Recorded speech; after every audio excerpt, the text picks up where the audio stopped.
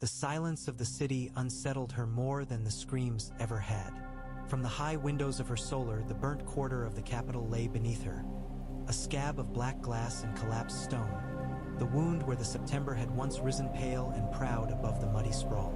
The sun caught on jagged remnants of marble and shattered crystal. Here and there a stubborn plume of smoke still rose, thin as a prayer. Cersei watched the ruin as Lady's hands laced tight the stays of her gown, tugging, pulling, cinching her ribs until breath came in hard, measured sips. "Enough," she said. The girl behind her froze at the harshness of the word. Cersei saw the maid's reflection in the mirror.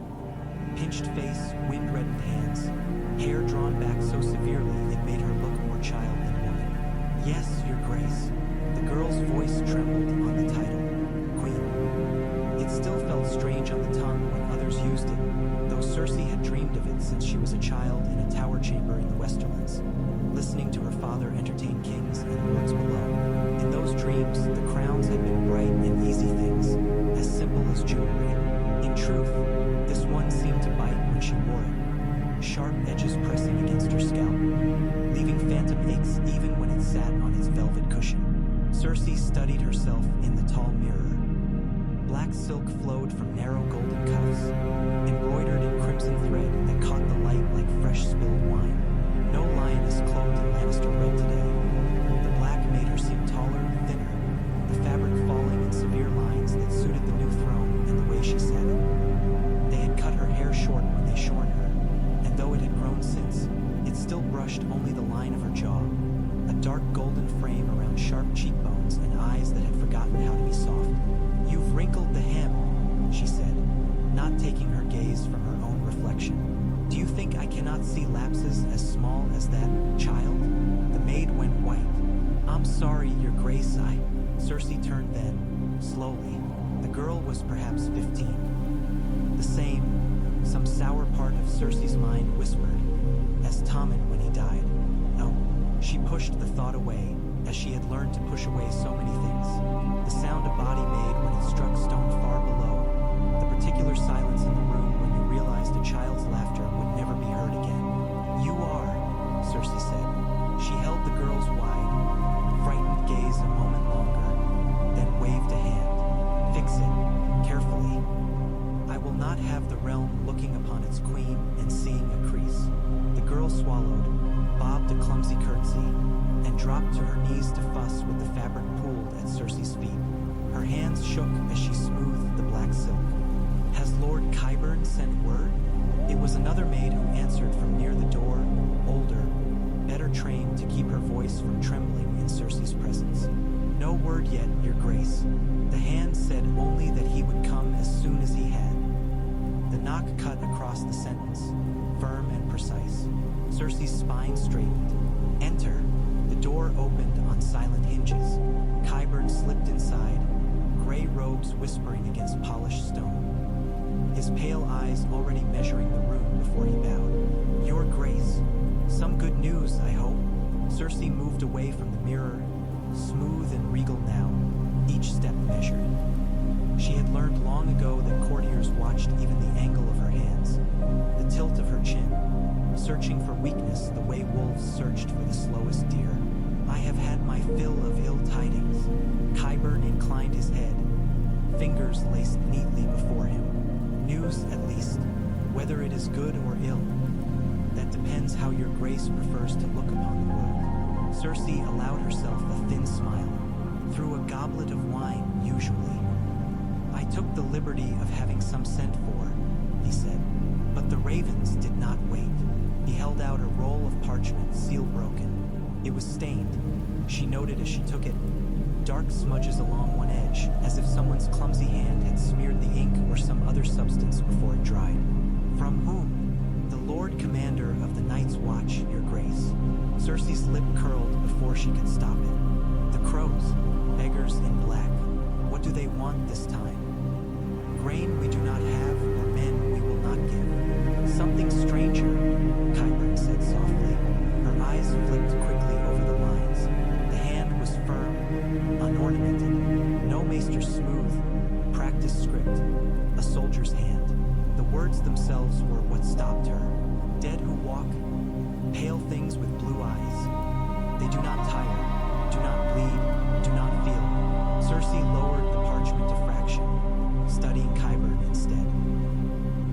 watched her with careful interest, his expression the very picture of harmless inquiry. She had seen that same look when he examined corpses. Snow, she read aloud, tasting the name like something sour. Jon Snow, once the bastard of Winterfell. Now it seems they call him king in the north. Qyburn's tone was mild. They say he fought at Winterfell and won back the castle from traitors, and that a Stark girl rides at his side. Cersei's hand tightened around the parchment, crisp fibers crackling. The Starks breed like rats, it seems. No matter how many times the north burns, some pup crawls from the ashes to howl at the south. There is more, your grace. She forced herself to look back to the lines. The words were spared, almost blunt, with none of the courtly flourishes she was accustomed to. But there was something in them, a flat insistence, an unwillingness to bend, that pricked at her. We require peace between us if any hope is to remain. The dead march. They mean to kill all living things. This is not a game for thrones. This is doom. He dares, she murmured, the heat rising beneath her skin. He dares write of peace to the woman he names usurper, and speak of what is or is not a game for thrones. Qyburn said nothing. Ash. He was too wise for that. Cersei could hear her own breath, tight and measured in the quiet chamber. How did it come? She asked. By raven at dawn. The maester on the rookery claims they have had others, less formal messages from the wall these past months. Warning, pleading. He did not trouble your grace with them. He thought. Qyburn's lips pressed together, just for a heartbeat. He thought they were tales for children. And this one, Cersei lifted the parchment half an inch. Do you think this one is not? I have not yet decided, he said. There have been curious reports from the far north these last years. Half-truths, fragments, wildling stories, deserters' ravings, hunters who swear the wind has begun to carry voices. I usually put such things down to drink and frostbite. But, men do not abandon their own wars lightly. Qyburn moved closer to the window, peering out at the city as she had done. The north bleeds, the riverlands smolder. The dragon queen stirs across the sea. And yet this boy, this Jon Snow, writes as though none of that matters beside his dead. His eyes glimmer. Desperation breeds interesting things. Desperation breeds lies, Cersei said sharply. She thrust the parchment back at him and turned away. If this northern bastard thinks to draw me into his cause with children's tales and empty threats, he misjudges me as thoroughly as his father misjudged the Iron Throne. A ghost of a smile touched Qyburn's mouth. Many misjudged the Iron Throne, your grace. They mistook it for something that would bear their weight kindly. Cersei's fingers brushed her scalp, remembering the feel of cold crown and hot steel both. And you? Have you decided whether I sit it kindly? I have decided only that you sit it, he said. And that is more than most who wanted it can say. The older maid returned then with a silver tray, the dwarf of a cup trembling faintly as she tried to keep it from clinking. Cersei took the wine without thanking her, drank deep, and let the burn steady her. What does he ask? She said at last, holding the empty cup to be refilled. Beyond peace, bastards ask as though the world were theirs by right. He asks to meet your grace, Qyburn replied. He speaks of proof. He says he can show you these dead of his. That if you see, you will understand. So he wants me to ride into the north, into his snows and his traps, to gape at some mummer's show. She laughed, sharp and joyless. He thinks I am as green as his own father was. No, if he wants to crawl south to beg for anything, he may do so, on his knees. There is another possibility. Cersei narrowed her eyes. Speak. Summon him here. Qyburn steepled his fingers. Your grace holds the capital. Men from all corners of the realm, even those who mutter against you, watch to see what you will do. If this northern king is mad enough to walk into the lion's den, it would be instructive to see what he brings, to weigh his words before the court, to show the realm that their queen is unafraid of tales, and that she is the one to whom all must come in the end. gaze flicked to the charred ruin in the distance. And if he lies, your grace, the dungeons are deep. Cersei let the thought sit between them a moment. The image came easily. Some dark-haired northern boy kneeling before her, snow still clinging to his cloak, defiance in his gray eyes as the mountain stood behind the throne. She could feel the room's cold as if she stood in it already, could hear Jaime's breath beside the throne, feel the weight of the court's eyes. Jaime, where is my brother? She asked abruptly. Qyburn blinked, as if dragged from some pleasing internal arrangement of possibilities. Lord Commander Jaime returned to the city with the remnants of the host 3 days ago, Your Grace. He is in his chambers. I am told he has not yet visited the throne room since your coronation. As if she needed reminding, Cersei's hand tightened around the stem of her cup. Send word that I expect him at the council this morning, she said. He seems to have forgotten that while he plays at sulking, I rule alone. Qyburn bowed. As you command, Your Grace. And you, her gaze snapped back to the letter, you will pen a reply to this Jon Snow. You will say, she paused, tasting the words, weighing them. You will say that the Iron Throne does not bow to tales, that if he claims to hold proof of some threat to the realm, he may bring it to me, here, in chains or unbound, I care not, but he will come as a subject, not an equal. And you will phrase it so that every lord who hears of it remembers that in all these games they play, there is still a queen in King's Landing. As you wish. Qyburn tucked the parchment away into his sleeve. Shall I mention the dead? Write whatever will hasten him south or keep him there, Cersei said. If he is fool enough to come, I will see these monsters of his for myself. She turned back to the window. The September's ruin loomed, dark against the brightening sky. And if there are none, she added softly, then we shall find other uses for him. The council chamber smelled faintly of dust and old arguments, despite the new banners hanging along its walls. The stag and the crowned lion had gone, taken down with Tommen's empty chambers and the gentle boy's favorite toys. Only the lion remained now, rampant on crimson fields, the golden thread mane catching the torchlight in mocking imitation of her own hair. Cersei sat the head of the long table, hands resting lightly on the carved arms of her chair. Not a king's seat. There was only one of those now, and she would not dilute the power of the throne room by echoing it in wood and clumsy carving. But the craftsman had made this one higher by half an inch than any other, pleased her more than it should. The others arrived in ones and twos. Moraine Waters with his carefully oiled curls and well-practiced bow. Lord Rowe. SBY hacking up half a lung as he shuffled to his place. A nervy reachman of middling birth whom Qyburn had quietly installed as master of whisperers after the last one had drifted away. Qyburn himself glided in with a stack of ledgers, seating himself at her right hand with the unconcern of a man who knew his place was secure. Jaime was last.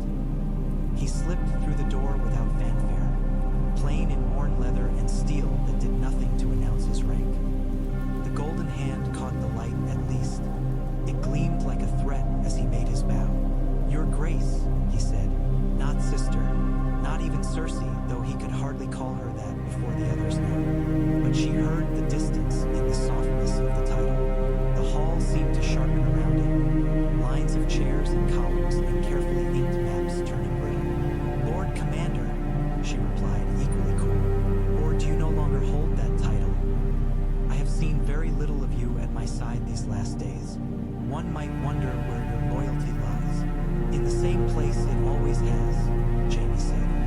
His gaze flicked briefly to the ruin of the September visible through the far window, then back to her. He did not look away quickly enough. Though loyalties can be challenged, Qyburn's hands folded on the table. Shall I have the minutes recorded, Your Grace? She forced herself to draw breath, to let the moment pass without snapping like a whip. We will begin, she said. Tell me first of the city. Moraine cleared his throat. The harbor is open, Your Grace, but trade has been cautious. Word of the explosion has spread to every corner of the narrow sea. Some captains fear sorcery. Others fear that the faith will declare them cursed if they traffic with us. Still others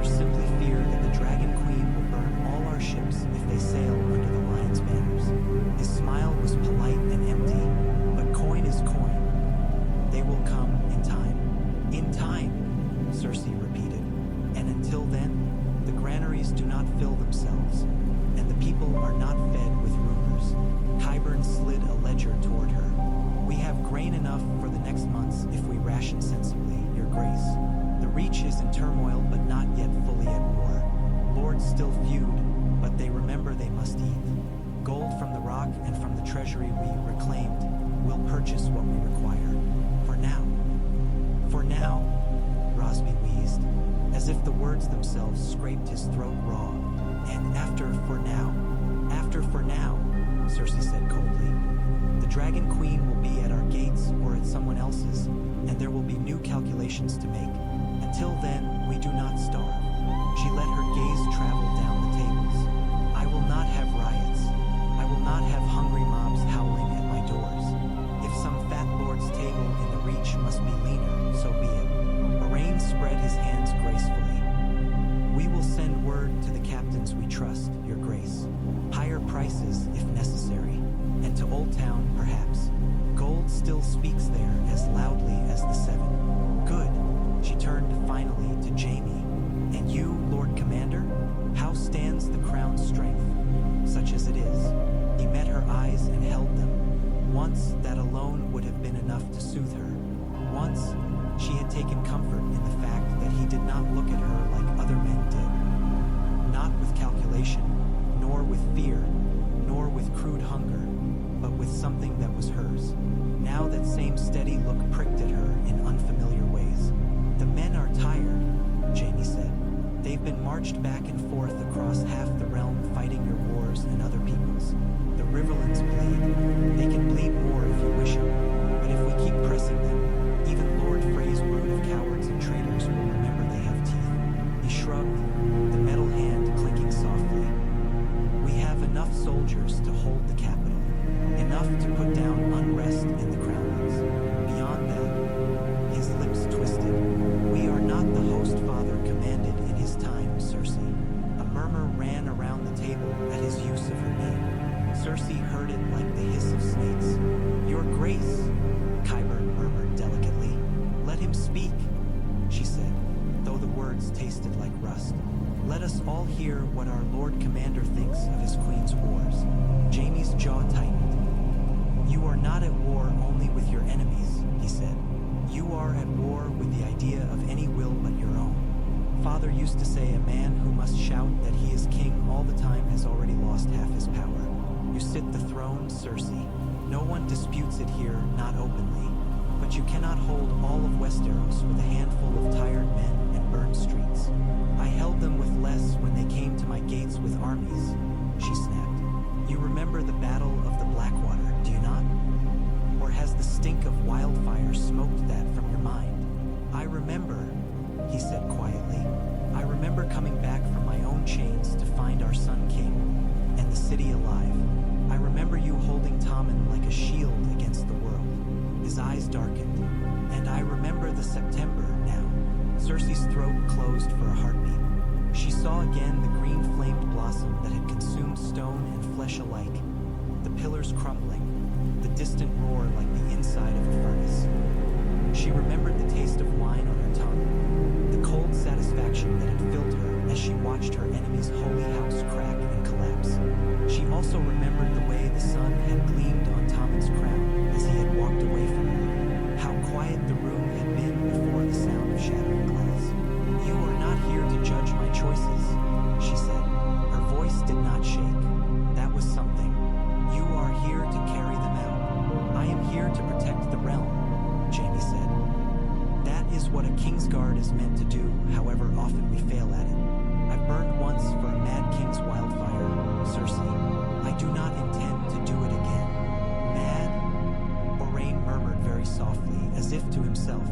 Such ugly words in so fine a hall. Cersei. Eyes gaze snapped to him, and the young man paled. I meant only, he stammered. That rumor is quick with such names, Your Grace.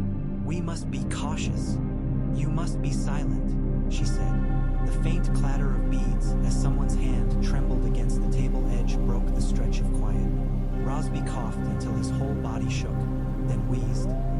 Your Grace, perhaps we should return to the letter from the north. This bastard king and his creatures. Creatures? Jaime glanced at him, brows knitting. What letter? Cersei flicked her hand toward Qyburn. The hand produced the parchment and laid it carefully before Jaime, as though it were something fragile. A raven from the wall, Qyburn said. Or what passes for its wall now? The Lord Commander, or King in the North, if one believes such tales, claims the Deadwalk. That all our squabbles over land and titles are nothing beside the threat that comes from beyond their snow. Jaime read in silence. Cersei watched the way his mouth pressed thinner with each line. They sent messages before, he said when he'd finished. Years ago. To father, perhaps, or to the council before that. I was at Riverrun then. The men laughed. Tales for campfires. Cersei's lip curled. Will you laugh now? He set the parchment down. No. I've seen too many wonders and more to laugh easily at anything. His eyes met hers again. But I have not seen this. Have you? Not yet, she said. But I have invited him to bring his ghost stories to my hall. I will not be mocked by northern children muttering in the snow about doom. She leaned forward slightly. He will come, if he is fool enough, and he will kneel before my throne. If there are monsters, I will see them. If there are none, there are always other uses for northern blood. And the Dragon Queen? Jaime asked. What will she be doing while we parade monsters through our halls? You think she will simply sit on her ships and wait her turn? Let her come, Cersei said, and she felt something fierce and ugly uncoil in her chest. Let her bring her dragons and her freedmen and her nonsense about breaking wheels. This city has survived worse than a Targaryen girl with delusions. Jaime's gaze flicked toward the distant ruin once more. Has it? She wanted to strike him, then to sweep the cups and ledgers from the table, to rise and scream at him that he had no right to look at her like that. No right to hold judgment in those green eyes that had once held nothing but her. Instead, she curled her hand around the edge of her chair until her knuckles ached. You are excused from the council, Lord Commander, she said, the words like chips of ice. Your men must be tired, as you say. Go and see to them. Make them remember who they serve. Jaime held her gaze for a heartbeat longer. Then he inclined his head, a bow that was almost but not quite proper. As you command, Your Grace. When he was gone, the room seemed smaller. We are finished for now, Cersei said. Attend to what you must. We will reconvene when there is word from the north. They rose, bowed, scraped their chairs. Qyburn lingered until the others had gone. You did not tell him, he murmured. Tell whom what? She said, though she knew. Your brother. Of the reply you commanded me to send. He folded his hands. You are usually eager for his approval when you move your pieces, Your Grace. It is interesting to see you leave him in ignorance. Cersei rose from her chair, the black silk whispering around her legs. For a moment she simply stood there, feeling the weight of the room, the empty chairs, the flags that had replaced the stag. I am no longer a daughter scrambling for father's nod, she said, nor a wife forced to soothe a drunken king. I am the queen. I do not require Jaime's approval. Of course, Qyburn said gently. No one suggested you did. They walked together into the corridor, their footsteps echoing. Servants flattened themselves against the stone as they passed, eyes carefully downcast. Cersei could feel their fear like a draft. It slid along the halls, stirred tapestries, whispered in doorways. You should have the charred stones of the September removed, Your Grace, Qyburn offered. They are an eyesore. The faith's shadow lingers there. We could build something new, something that is truly yours. Perhaps, Cersei murmured, but that night when she stood at her window and looked out, she did not think of building. She thought of ash and silence and the way grief could feel like choking on dust. Sleep came late and grudging, dragging her down only after she had drained 2 flagons of wine and dismissed the girl who kept fidgeting at the hearth.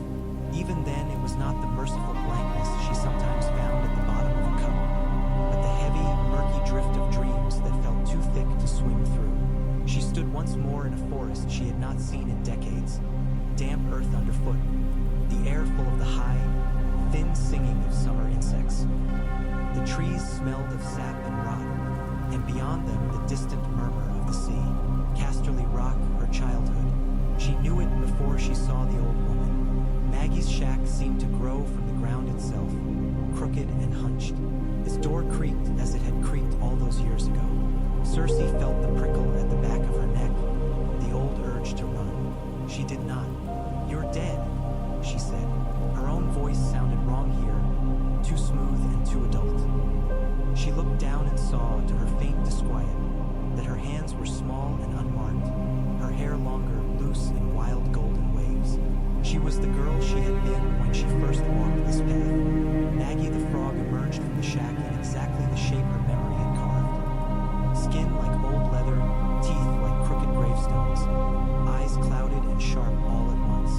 "And you are not," the witch said, cackling. "Not yet, not here." She shuffled closer, sniffing. "Still smelling of smoke and wine, little lion, still think ye. And you can burn the world rather than let it burn you." Cersei's hands curled into fists. "I came to hear the rest," she said. "You never told me all of it. You stopped at the children. You stopped at the Valonqar." The word tasted like old blood. There was more. I know there was. Maggie's tongue darted out to wet, cracked lips. "More? You want more after all you've had?" She laughed softly. "Greedy little queen. The cup has not been emptied yet, and already you ask for another." "I am the queen," Cersei said. "You will tell me." "Ah!" The old woman's gaze slid over her like oily water. "Yes, you have your throne, do you? Your crown of pretty metal. And yet here you are, still the child who ran to me in fear of being displaced by another. You thought the world a small thing then, only houses and titles, and who lay where in the great castles. The forest darkened around them." Cersei became suddenly aware of a cold seeping into her, starting at her bare feet and creeping up calf and thigh. She glanced down and saw that the moss had grayed, frost feathering across it. "What is this?" she demanded. "Winter," Maggie said. Her voice was different now, less gloating, more distant. "The only crown that matters in the end. Cold on every head, bone on every throat." She reached out with one twisted finger and tapped Cersei's chest above her heart. "You thought my words ended with your children's deaths. You thought that would be enough to break you." Her mouth stretched in something that was not a smile. "But there is more blood to be spilled than yours, little lioness. More than your brothers, more than your fathers, more than all the petty princes whose names you've memorized." The cold swelled. Cersei's breath misted before her. When she exhaled, she thought, for a moment, that she saw shapes in it. Figures moving through fog, a mass of pale faces and blue eyes. "What more?" Her voice was hoarse. "Say it." Maggie's eyes sparked. "When your tears have frozen on your cheeks and your fire gutters low," she rasped. "When you look upon the dead and see your own reflection there, you will have one choice left that matters. One. You will lay down your crown, or you will lay down the world." Cersei's heart hammered. "I will never lay down my crown." "Then you will lay down the world," Maggie said simply. "Or you will break the words that bind you. Prophecies are chains. Sometimes they are also keys." The cold surged up, biting into Cersei's lungs. For a moment the forest vanished, replaced by a field of snow stretching to the horizon. Figures moved there, ranks upon ranks, an army of silence. At their head walked a tall shape made of night and ice, its eyes two shards of the coldest blue. When it lifted its hand, she felt her own chest constrict as if invisible fingers had closed around her heart. Behind her, something warm and small clutched at her skirts. She looked down. Tommen stood there. His face was gray, his lips tinged blue, but his eyes were her boy's eyes, wide and full of hurt. "Mother," he whispered. Frost cracked on his eyelashes. "Why didn't you catch me?" She reached for him, but her hands passed through his body as though he were smoke. The snow around them darkened, stained in a wide circle. It took her a heartbeat to realize that the spreading color was not red, but black. "I tried," she said, the words tearing from her. "I did everything for you. For all of you. You did everything for yourself. Maggie's voice croaked from nowhere and everywhere. You always have. The world narrowed to the shape of your hunger, and you called it love. Cersei whirled, lungs burning, but the witch was gone. Only Tommen remained, and even he was fading, his form breaking into whirling flakes that the wind snatched away. Come back, Cersei shouted, grasping at the air. I am your mother. You will not leave me. Not again. The tall figure at the head of the army raised its hand higher. The snow rushed at her, icy and impenetrable, and for a heartbeat she thought she saw her own reflection gleaming in its eyes. Her hair white, her lips dark, her crown rimed with frost. She woke with a strangled gasp, hands clawing at the furs. The bedchamber was hot, the fire burned low in the grate, and sweat slicked her skin. Her heart pounded as if she had run from the rock to the city and back again. Your Grace, the whisper came from the dark. The slim shadow of the bedmaid shifted, blinking. The girl had dozed off in her chair by the hearth, needles still threaded in her hand. Cersei dragged air into her lungs, forced the panic down, smoothed her features until they settled into familiar lines. Wine, she said. The girl scrambled to pour, nearly dropping the flagon. Cersei drank in one long swallow. Her hands trembled when she lowered the cup. She did not believe in prophecies. Not really. She believed in what people did with them. She believed in the uses of fear. She had let Maggie's words carve paths through her life because she had been a frightened girl who thought that knowing the shape of the trap meant you could avoid it. 3 children, gold their crowns, gold their shrouds. That part, at least, had been true. You're shaking, Your Grace, the maid blurted, then clapped a hand over her mouth as if she could push the words back in. Cersei stared at her. The girl could not have been older than Tommen when he first took the throne. Freckles dusted the bridge of her nose. A strand of hair had escaped from her braid to curl damply against her cheek. What did you say? Cersei's voice came out softer than she intended. The girl swallowed. Nothing, Your Grace. I only thought. The dream must have been a bad one. A bad dream. Cersei let the words sit there. Do you think queens have bad dreams, girl? The maid hesitated. Everyone dreams, don't they? It was such a naive answer that, for a moment, Cersei almost laughed. Instead, she found herself saying, and what do you DR? Emov? Fine gowns? Handsome lords? A cottage with a pig and a dozen rats tugging at your skirts. Color rose in the girl's cheeks. I don't know, Your Grace. I don't often remember. Liar, Cersei thought. Everyone remembered something. The girl's hands twitched when she said it, as though she wanted to clutch at some memory and did not dare. Come here, Cersei said. The girl froze. Slowly, she approached the bed, bare feet quiet on the rushes. She smelled faintly of lye soap and the kitchens. Cersei reached out and took the girl's chin between thumb and forefinger, tilting her face up to the candlelight. The skin was smooth, the eyes bright and frightened. Not Marcella, not any of them. What is your name? Cersei asked. Lisa, Your Grace. You were born here? In the city, Your Grace. Near the fish market. Lisa's voice shook only a little. My father worked the docks until his leg. Cersei released her. The girl swayed, then caught herself. Do you have brothers? Sisters? A little brother, Your Grace. Pride flickered in the girl's eyes despite her fear. Tomas, he's 7. Tommen had been only a few years older when he had fallen. Cersei closed her eyes briefly. Do you know what happened at the September? She asked. The question startled the maid. She stared, mouth opening and closing soundlessly. Everyone knows Your Grace, she managed. They say. She faltered, biting her lip. They say it was the will of the gods, or yours. They say both, Cersei said. They always do when they fear something. It is easier to lay what frightens them at the gods' feet. Her gaze sharpened. And you? What do you say? I say. Lisa's fingers twisted in the hem of her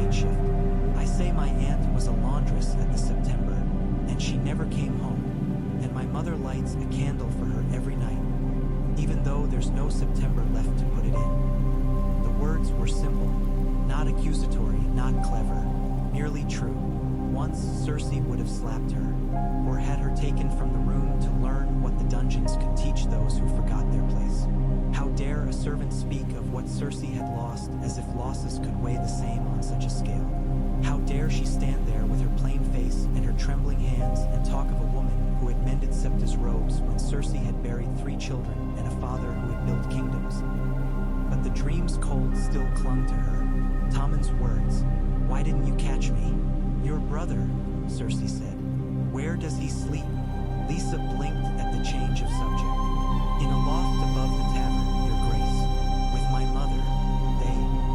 They had a room in the shadow of the September, but when it fell," she swallowed, "there was stone everywhere, and men in gold cloaks, and the dust made Tomas cough until he couldn't breathe. Mother took him away.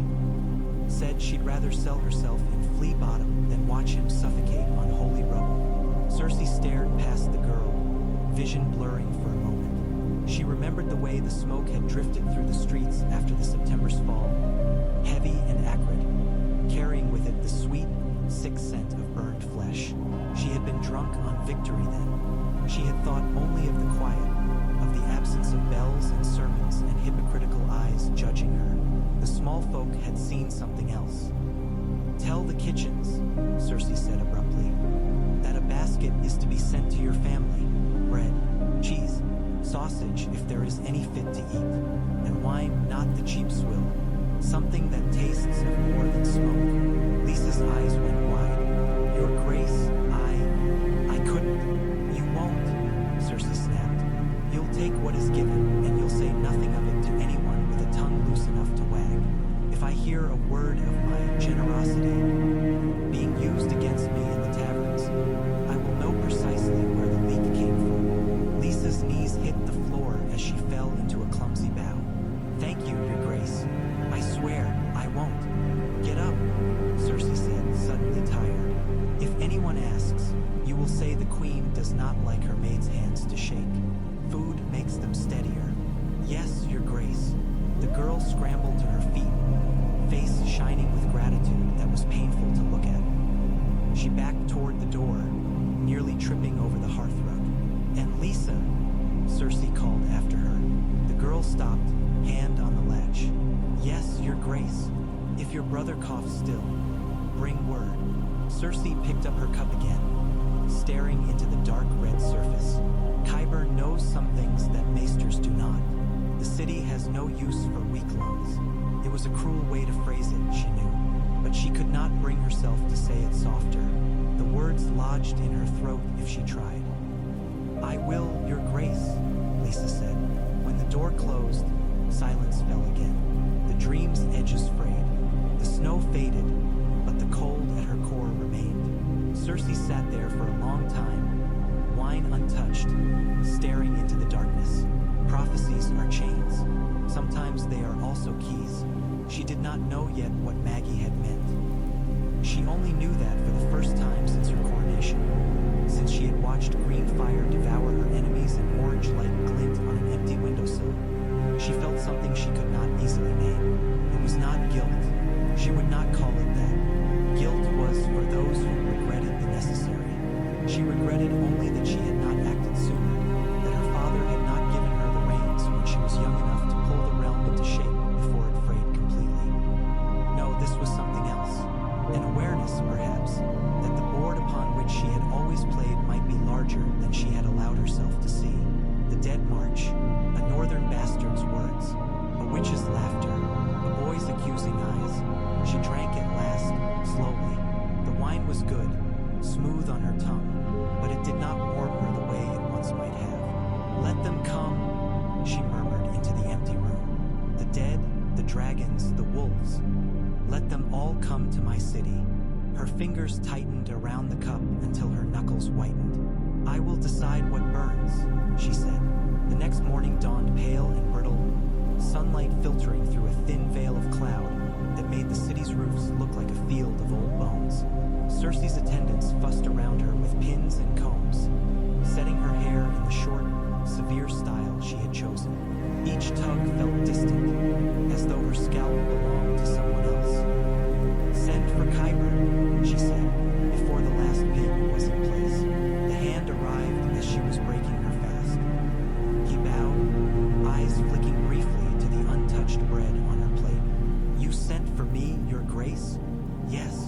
She tore off a piece of bread then, more to have something to do with her hands than from hunger. The northern letter. I want the reply dispatched at once.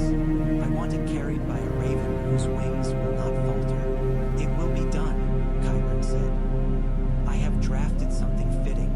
I spoke of your grace's concern for the realm, of your willingness to hear proofs of any threat that might endanger it. Good, Cersei chewed, swallowed. And I want something else. Qyburn's brows rose a fraction. Your grace, you said there were curious reports, she said.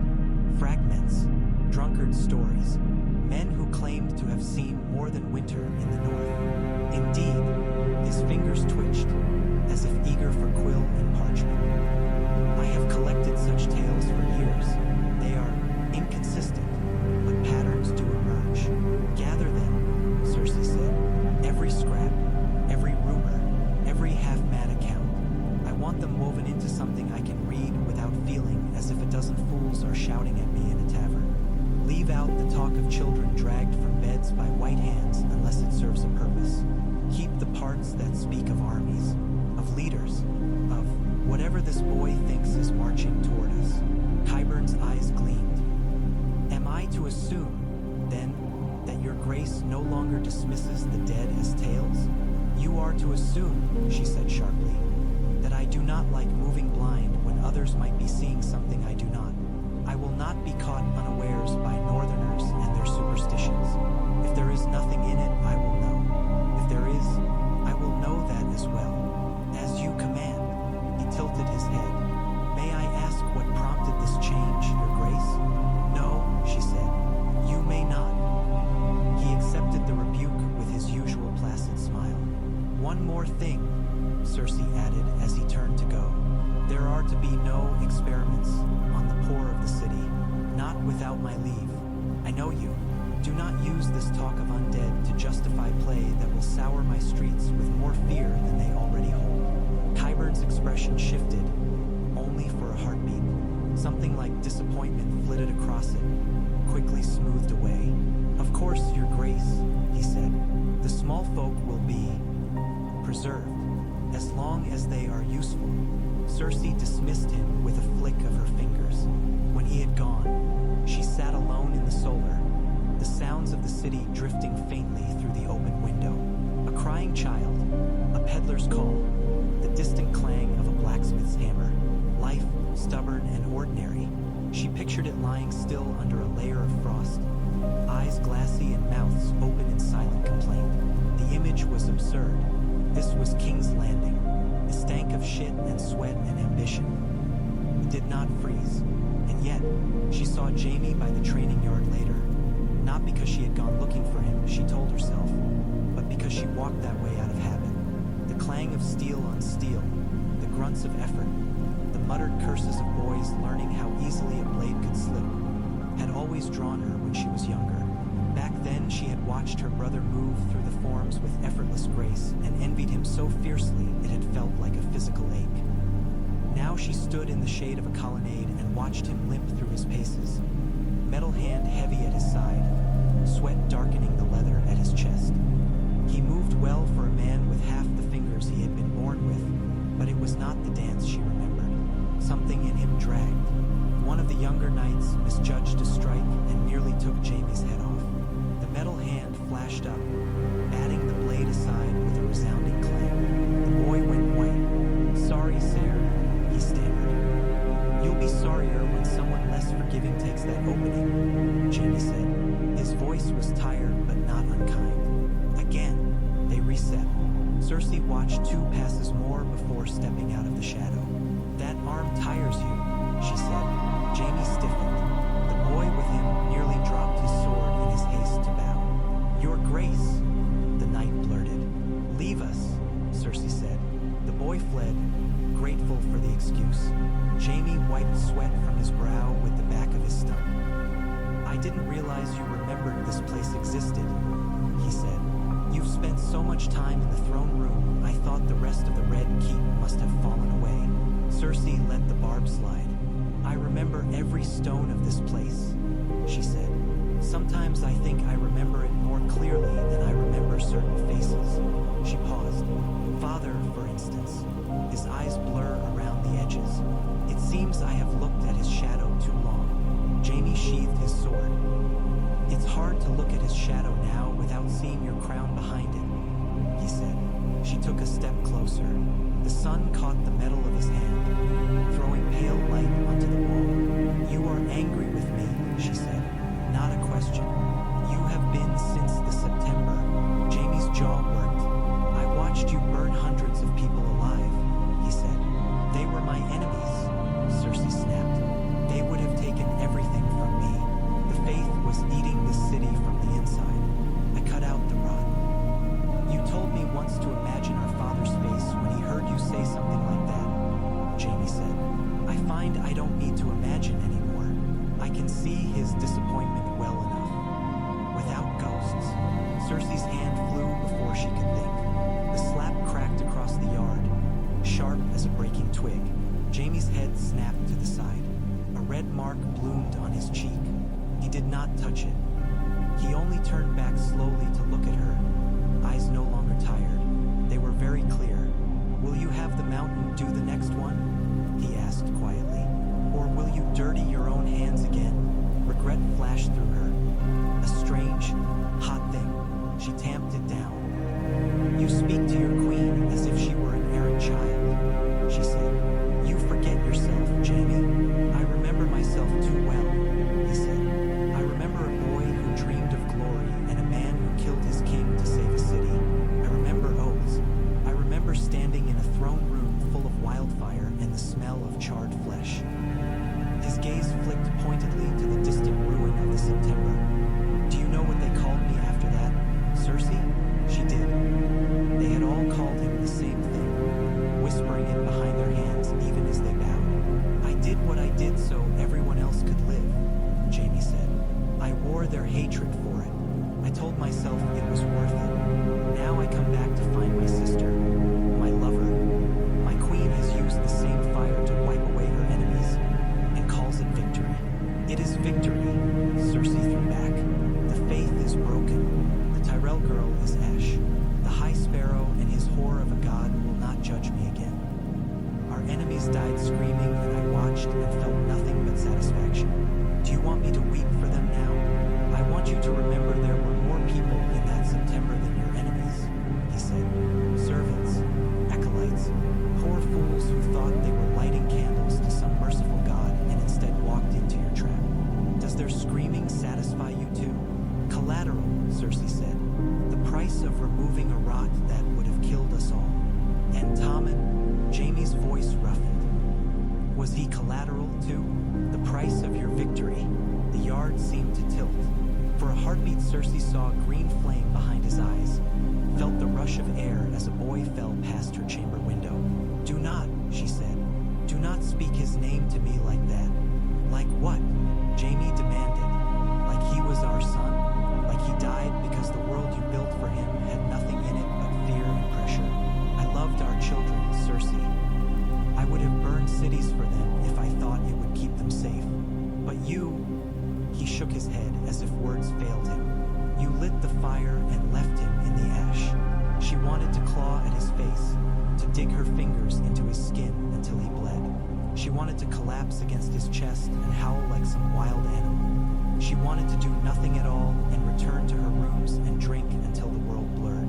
Instead, she said, he was weak. Jaime flinched as if she'd struck him again. He was gentle, he said. He was a boy placed upon a throne by people who never taught him how to bear the weight. That wasn't weakness.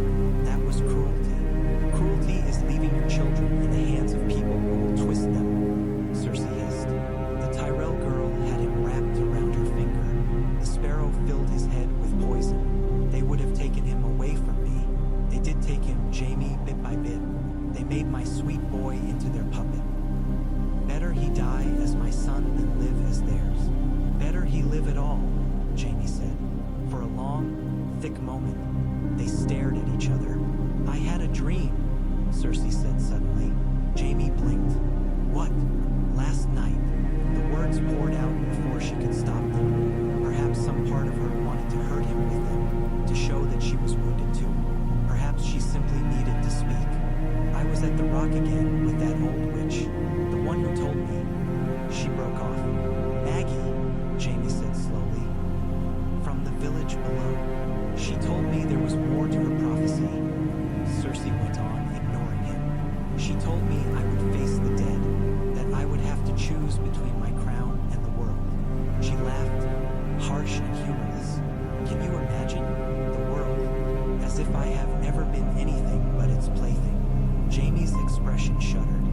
was a dream, Cersei. I know, she snapped. Do you take me for an idiot? I know what dreams are. I know what prophecies are. Chains. But sometimes also keys. He stared at her. You're talking nonsense. Am I? She stepped closer, close enough to count the lines at the corners of his eyes, the silver threads beginning in the gold of his hair. He had aged, she realized with a start. So had she. A bastard in the north writes to me of walking corpses. A witch in my dreams speaks of the dead. You speak of wildfire and oaths.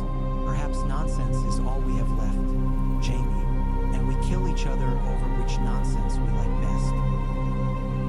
He looked down at her then, something cautious and unsteady in his gaze. What are you saying? I am saying, she said slowly, tasting each word, that if there is any part of these tales that is true, if there is even one grain of bone beneath all this snow-thick talk, then our quarrels over chairs are even more pathetic than I thought. Jamie's brows knit.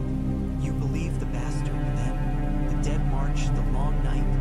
All of it? I believe nothing yet, Cersei said. That is the point. I am tired of believing what other people tell me. I would see for myself. And what will you do if he proves it? Jamie asked. If something from beyond the wall stands in the throne room and stares at you with its blue eyes, will you give up the crown and go live in a cottage, Cersei? Will you hand the city over to the first holy man who claims he can make it all go away if you repent? Do not be absurd, she snapped. I am not some penitent girl. If the dead march, then the living will need a queen who can hold them together while they scream. And you think that queen is you. I know it is me. Her voice was quiet and iron-hard. Do you trust Daenerys Stormborn to protect your people? More than me? The dragon girl who watched her own brother die for a crown and called it justice? Do you trust the northern boy who broke his vows for his own sense of honor? The girl from the Vale who hides in snow while men do her fighting? They are all children in their own ways. Dreamers chasing songs. I am not a dreamer, Jamie. I am what stands between them and the chaos they do not understand. Jamie's shoulders slumped a fraction. You are also the woman who burned a September full of people because you felt cornered. And I survived, Cersei said. They did not. The realm is cruel. It needs someone cruel enough to live in it and not flinch. You know that. You have always known that. He closed his eyes briefly. When he opened them, some of the anger had gone, replaced by something older. Love, perhaps, worn and frayed. Or resignation. What would you have me do? He asked. She took a breath. This was the moment when she could say nothing. Let things drift as they had been. Let Jamie stew in his righteous misery while she sharpened herself further alone. Instead, she said, I would have you stand beside me when this northern king comes, as he will. I would have you see what he brings. I would have you watch with me when we decide whether he is mad, or lying, or telling some version of a truth we cannot yet see. And then I would have you help me hold the city if his truth proves real. And if it does, Jamie said, if the dead march, if the stories are true, will you still hoard your strength for your own wars? Or will you bend? Will you ally with dragons and wolves and anyone else we need to survive? The word ally tasted strange in her mouth. She had always thought of other houses as tools or obstacles, not partners. But she heard Maggie's voice again. Lay down your crown, or lay down the world. I will not lay down my crown, Cersei said quietly. But I will not let the world burn around it, either, if there is any way to stop it. It was as much as she could give. More, perhaps, than she would have given even a day before. Jamie studied her. For the first time since he had stepped into the council chamber, some of the distance in his eyes eased. There was a time, he said slowly, when the girl I loved wanted to see the realm in peace. Not because it was good, but because it was hers. She wanted it ordered and quiet so she could feel safe in it. I don't know where that girl went. Sometimes I think she died with our first child. Sometimes I think she died on the steps of the Great September. He paused. And sometimes, like now, I think she might be hiding under all this ash. Waiting. I am not hiding, Cersei said. I am ruling. Then rule well, he said.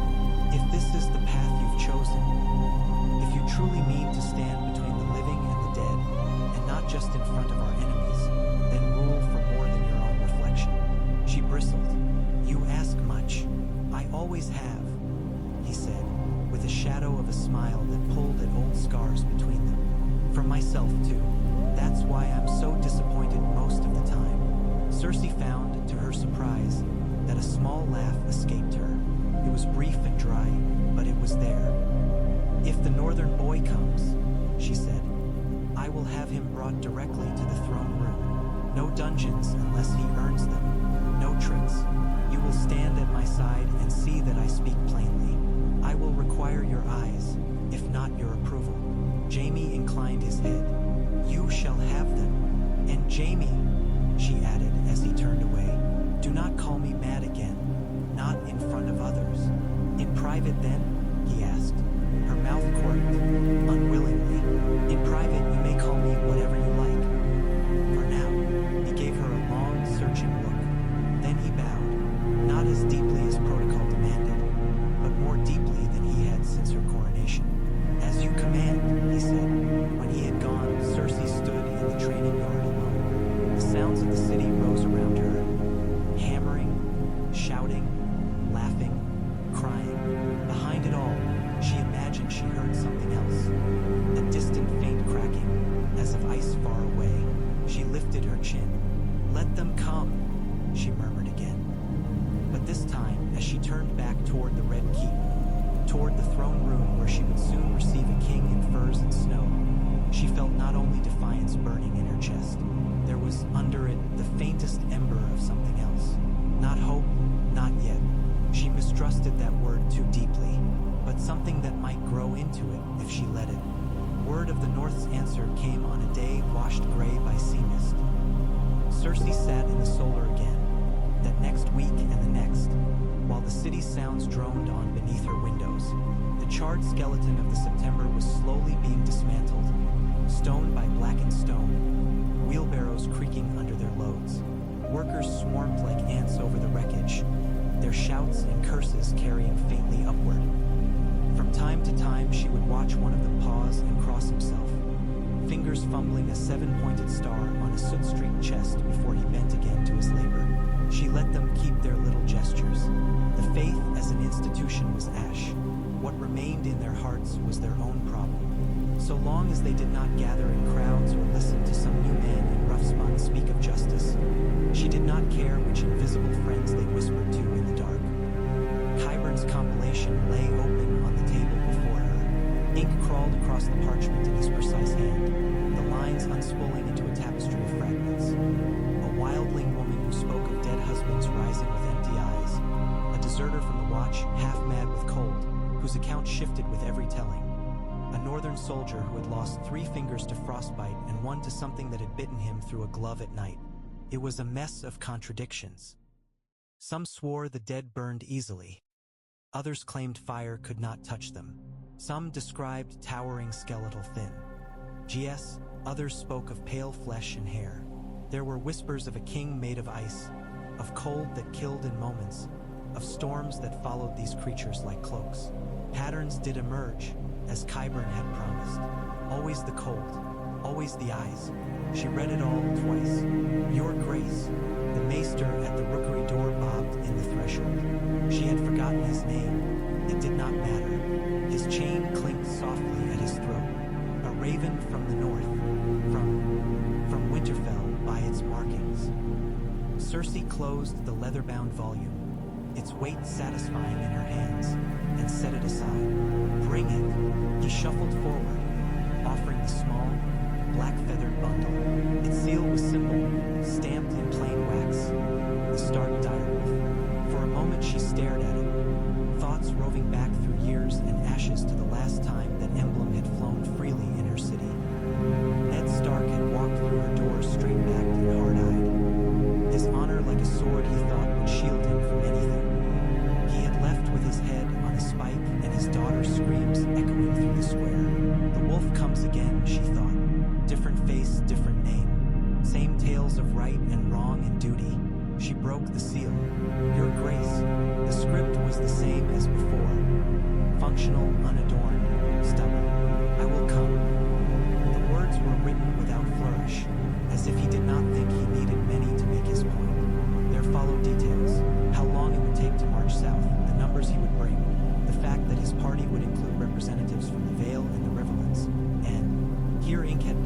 as though the writer had pressed the quill harder, a woman he named Daenerys Stormborn. "She's coming," Cersei murmured.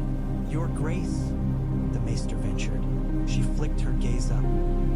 "The northern boy writes that the Dragon Queen will join him. He thinks to call a council under my roof." Her mouth twisted. "The bastard grows ambitious," the maester swallowed. "Is that wise, Your Grace, to have so many kings and queens? In one place, old tales say such gatherings invite God's attention, or at least assassins. Gods and assassins will have to find a space in line like everyone else," Cersei said. "You may go." When he had scuttled out, she read the letter again, slowly. The mention of Daenerys appeared almost reluctantly. "We have enemies in common," Snow had written. "The dead. If blood must be laid aside for the living to survive, that must begin somewhere. Blood must be laid aside."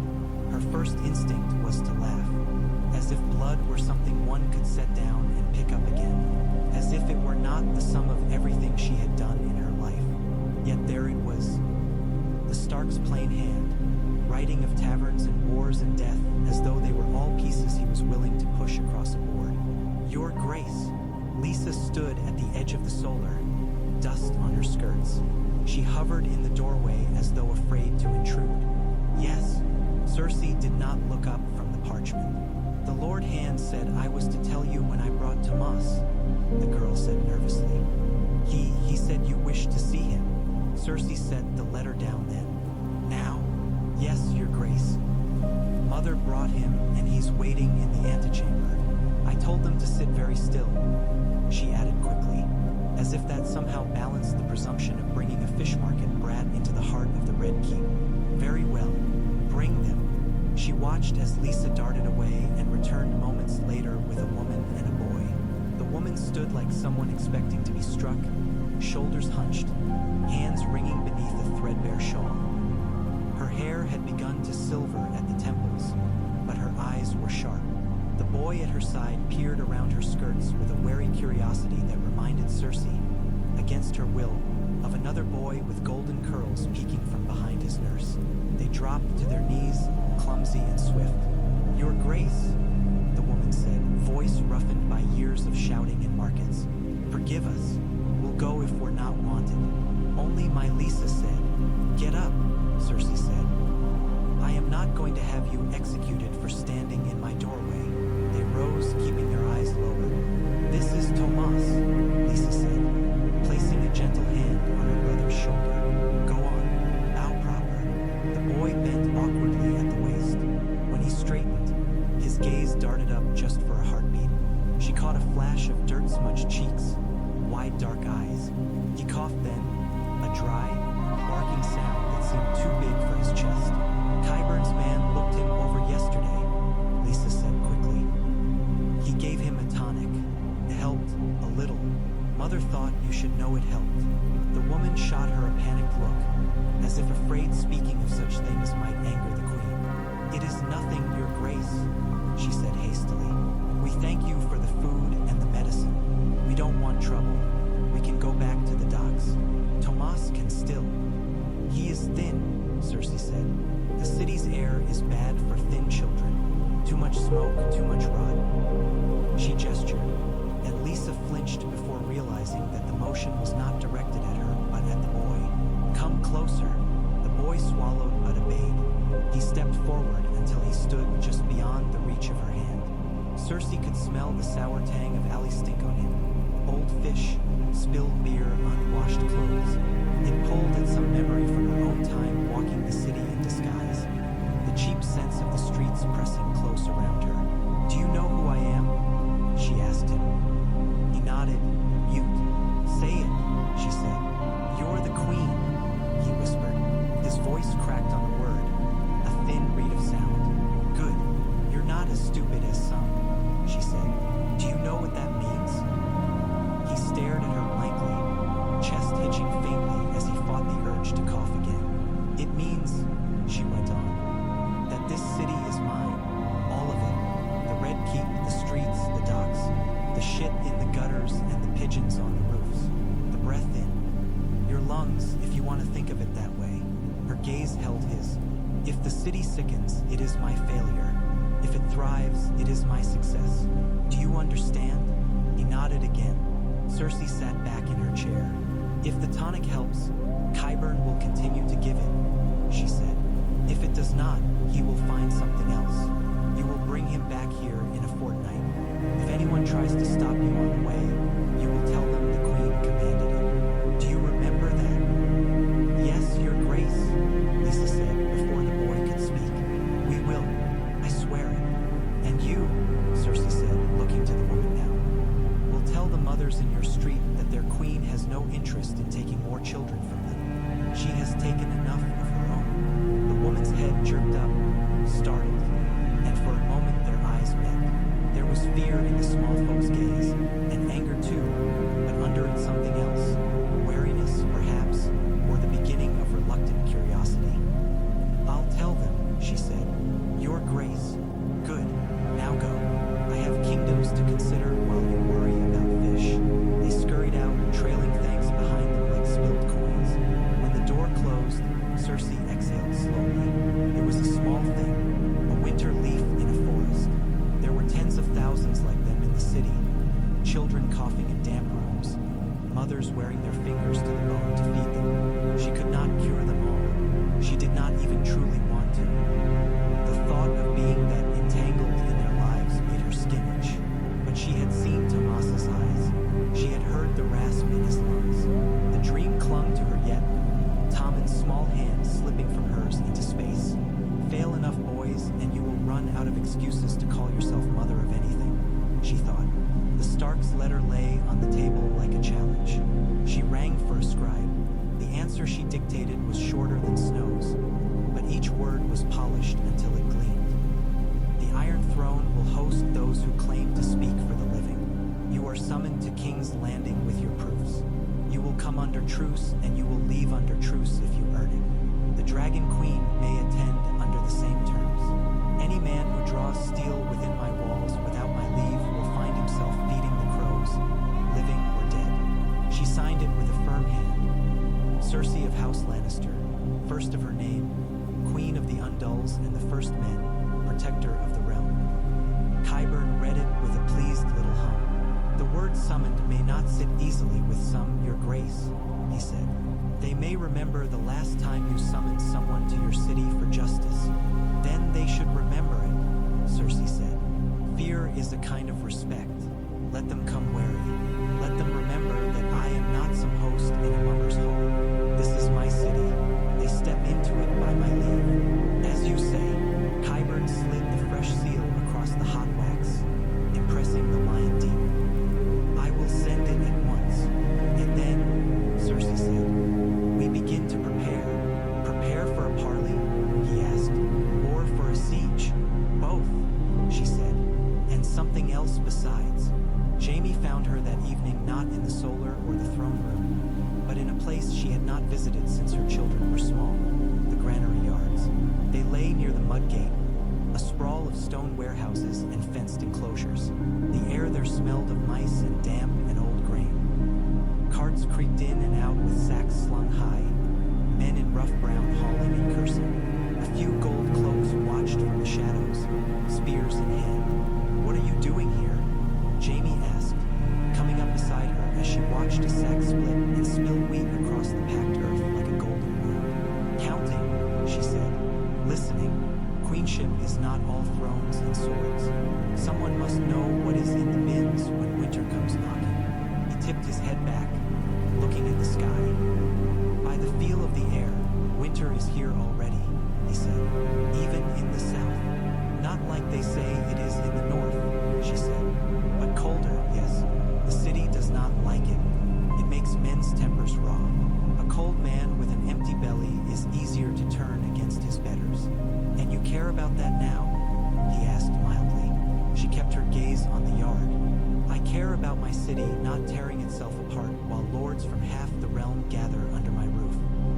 I will not have some meat seller's son throwing a stone that becomes a riot while I argue with dragons about snow stories. Jaime followed her gaze. You want to open the granaries, he said. I want to open them just enough, she said. Enough to remind the small folk that their fortunes have not been entirely forgotten. The dragon girl will arrive with tales of breaking chains and feeding slaves. The Stark will come draped in his furs and his noble suffering. The people will look at them and look at me and decide which story they prefer. You want to sweeten your own, Jaime said. There was a hint of admiration in his tone that warmed her more than she wished to admit.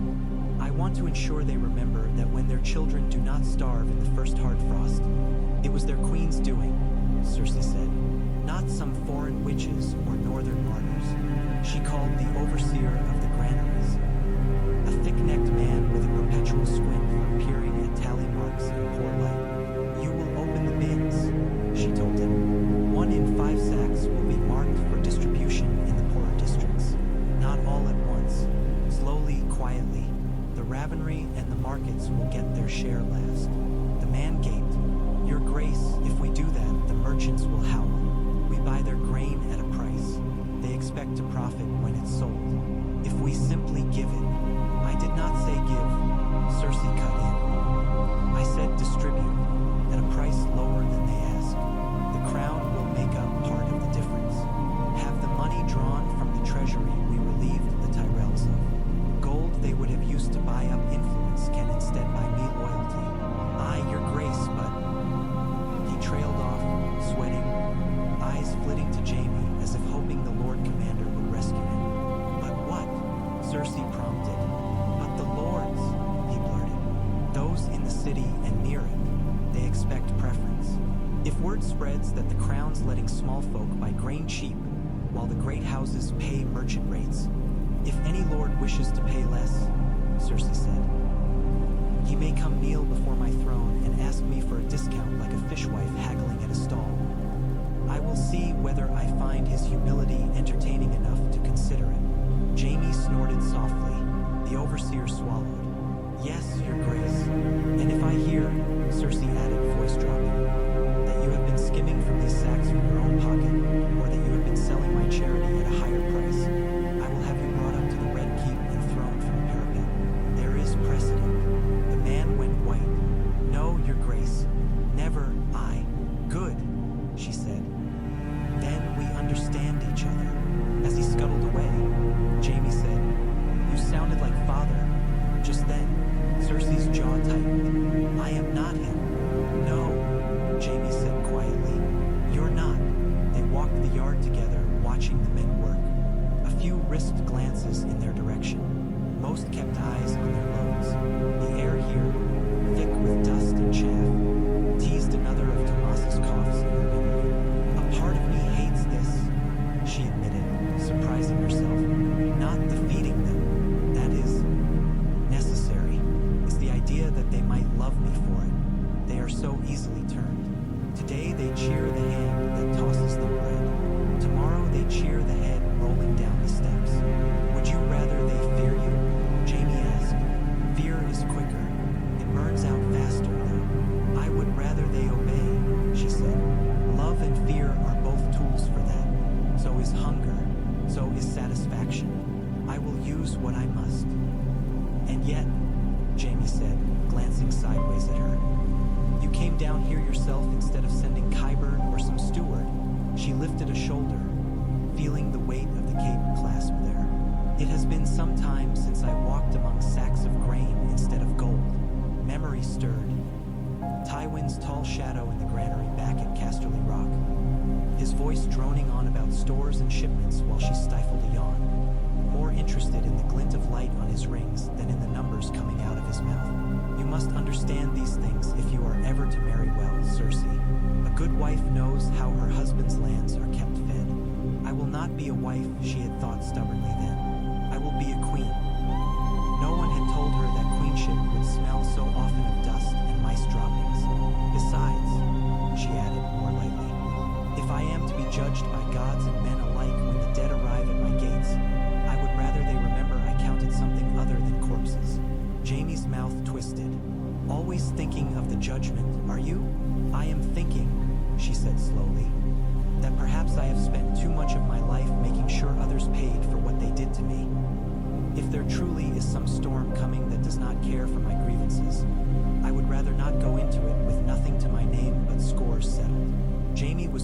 for a long moment. "That," he said at last, "is the most honest thing I have heard you say in years."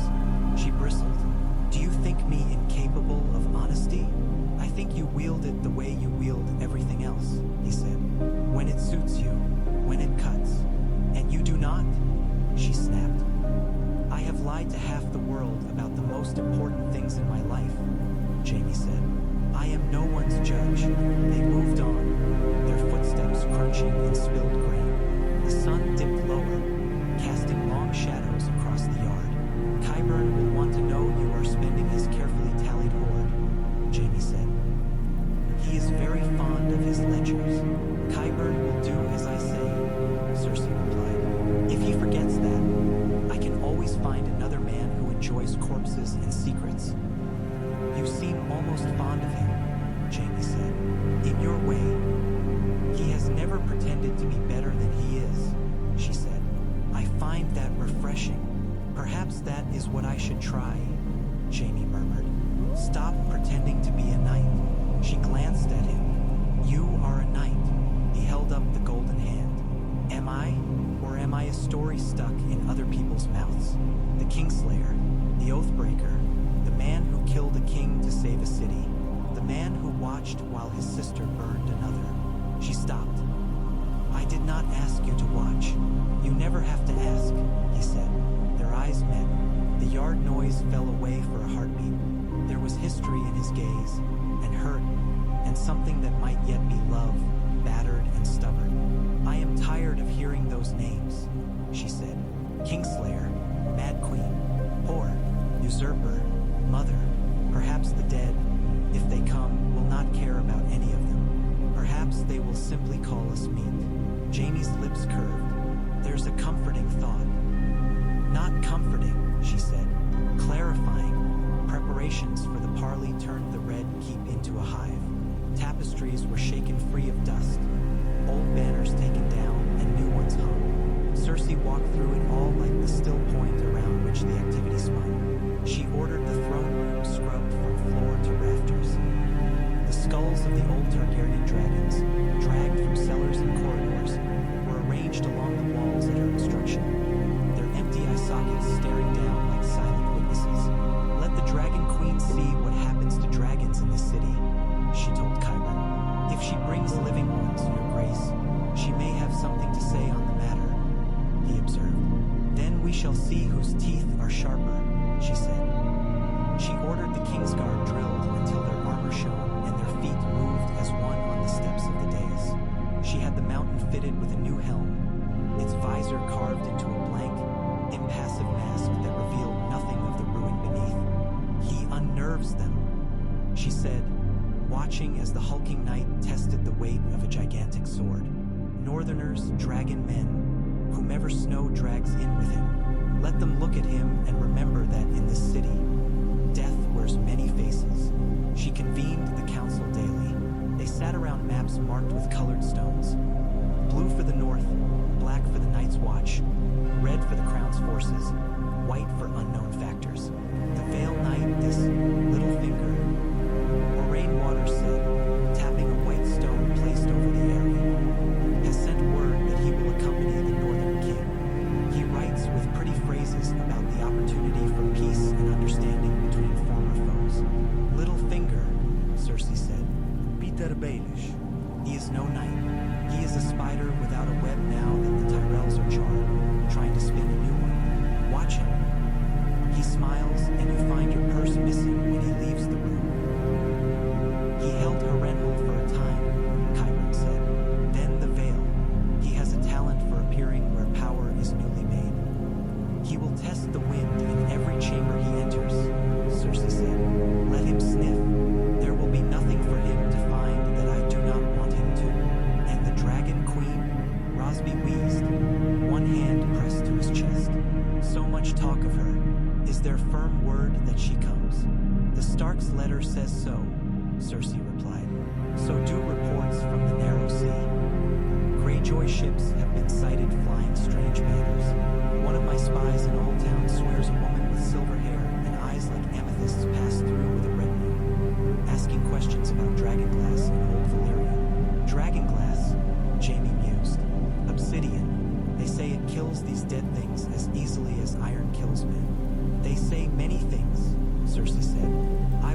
prefer to see a dead thing myself before I trust glass to do anything useful."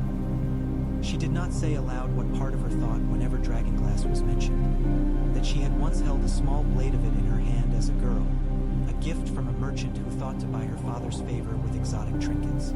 That she had cut her finger on its sharp edge and watched a bead of her own blood well up, bright and startling, against the black.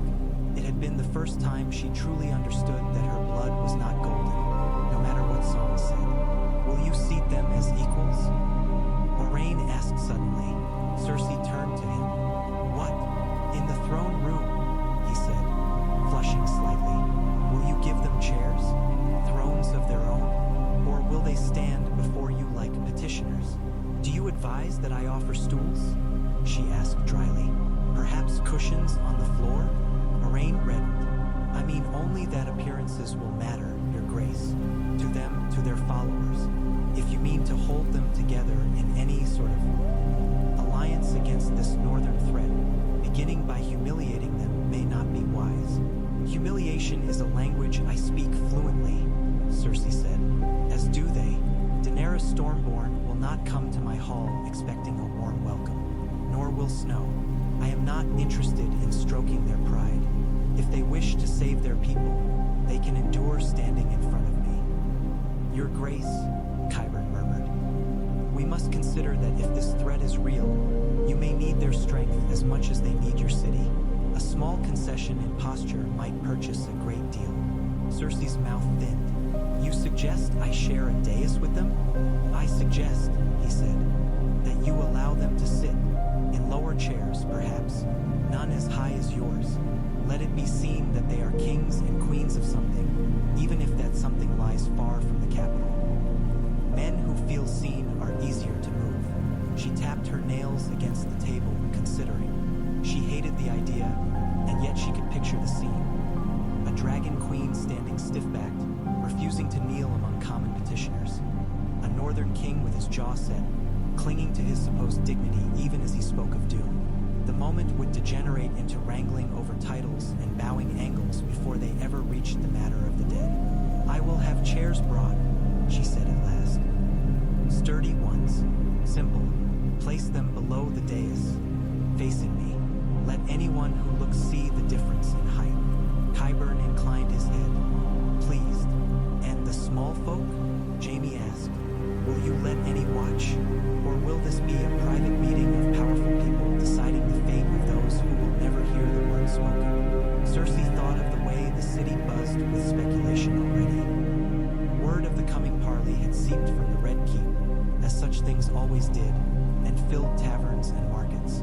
She had heard snippets of rumor as she walked, that the dragons would burn the city the moment they saw it, that the Northern King would tear down the Red Keep and build a new one of ice, that the Queen had called them all here to slaughter them and present their heads to some new god stronger than the Seven.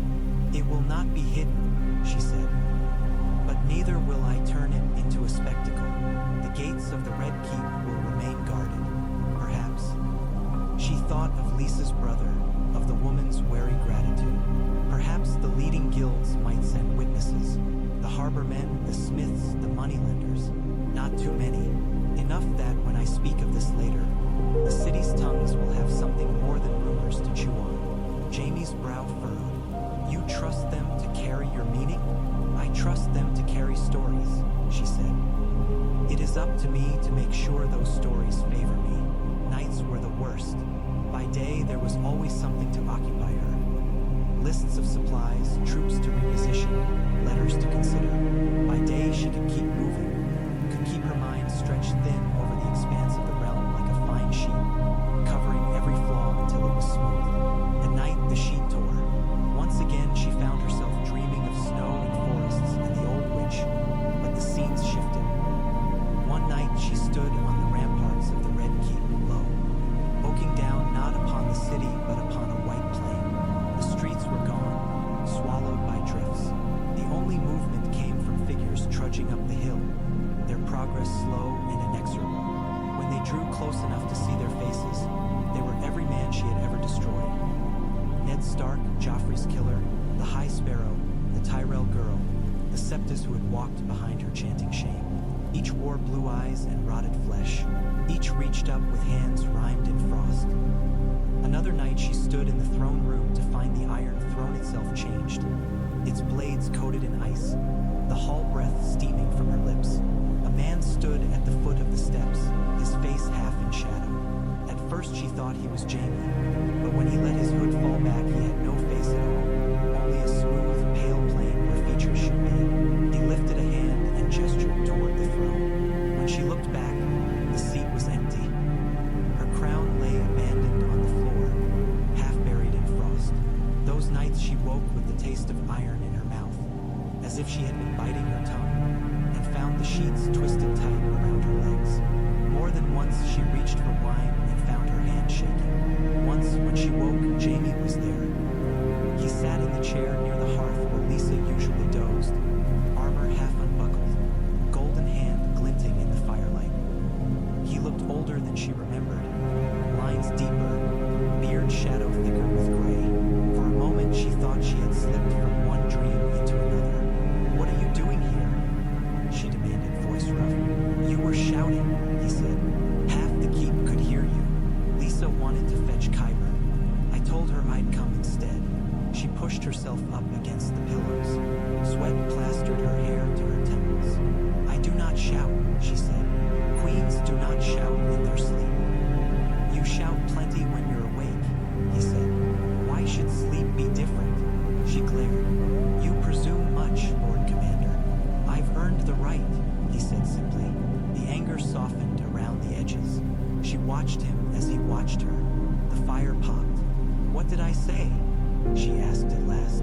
"Incoherent things," he said. "Names. Some I knew, some I didn't. Tommen, Joffrey, Maggie. I think you cursed father at one point. And the dead." She stiffened. "The dead. You spoke as though you knew them personally," he said. "You told them to kneel. They didn't." "Of course they didn't," she said. "Even my dreams refused to obey me." He let out a breath that was almost a laugh. "Do you want me to leave?" "No," she thought with a lurch that startled her. "I want you to stay. I want you to sit there until morning and say nothing and everything all at once." "Yes," she said instead, out of habit. "I do not need nursemaids." He studied her a moment longer. "All right," he said. He did not move. "Jaime," her patience frayed. "If you mean to disobey me, at least have the courtesy to admit it." "I told you I'd obey where it mattered," he said. "This does not." "How gallant." She shifted, wincing as a muscle in her back twitched. "If you insist on staying, you may as well be useful. Pour me wine." He rose, moving with the stiffness of a man whose body remembered old wounds more than it let on. As he filled the cup, she noticed the faint tremor in his left hand, the real one. "You're shaking," she said. "It's cold," he replied. "It isn't," she said. "The fire's been stoked high enough to roast a pig. You sweat like one most days. Now you shiver? Does the talk of dead things unsettle you so badly?" He handed her the cup. "Perhaps I'm simply old." She took a long swallow, then another. "You're not old," she said. "You're you." He sat back in the chair. "Sometimes I'm not sure what that means anymore." She watched the firelight dance in his metal hand. "Do you remember?" she asked. "When we were children and I told you I would rule the world?" He smiled faintly. "You were 8. You said you would have all the lords and kings do whatever you wanted. I said you need dragons. You said you didn't. You had me. I still do," she said. "Do you?" he asked. She met his eyes. "You are here, are you not?" He looked as if he would say something sharp. Instead, he looked away. "I remember what you said next," he murmured. She frowned. "What?" "You said you weren't afraid of anything," he said. "Not father, not death, not the gods, not the dark, not ghosts. You said you would never scream, that you were above such things." She huffed. "I was 8, and you're screaming in your sleep now," he said softly, "at things none of your gold or iron can touch." Her fingers tightened around the cup. "I am not afraid." "Liar," he said gently. She wanted to deny it. The words crowded her tongue. "I fear nothing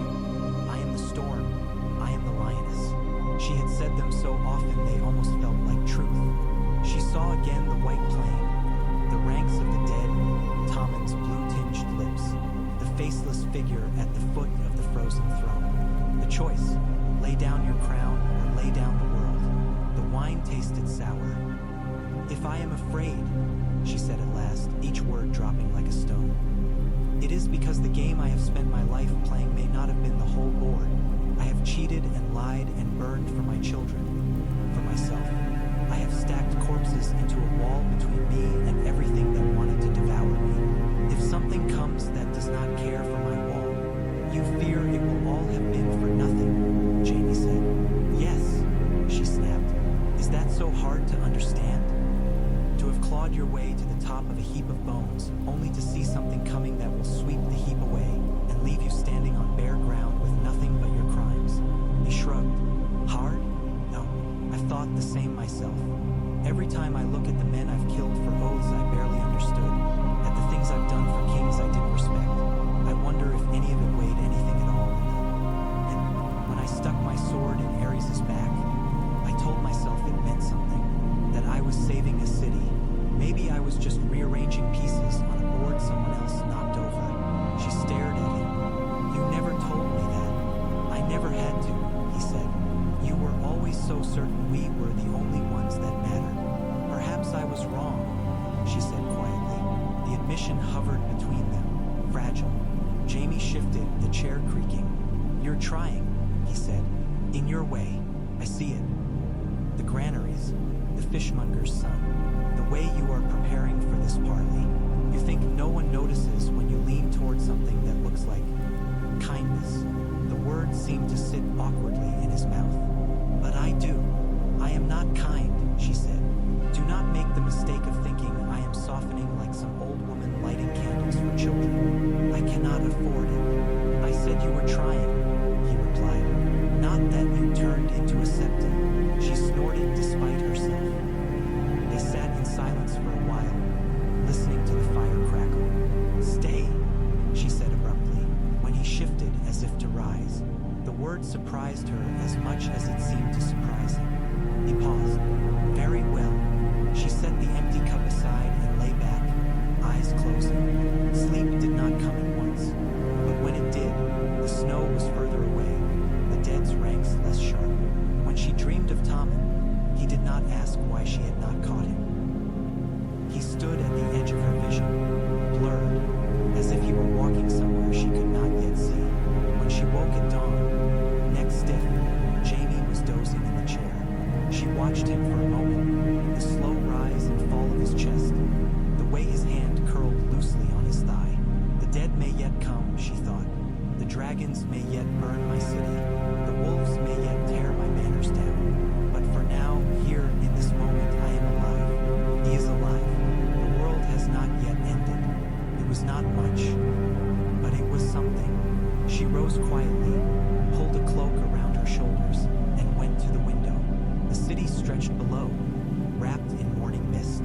Somewhere beyond the horizon, a northern king and a dragon queen were marching toward her with death at their backs. Cersei rested her hands on the sill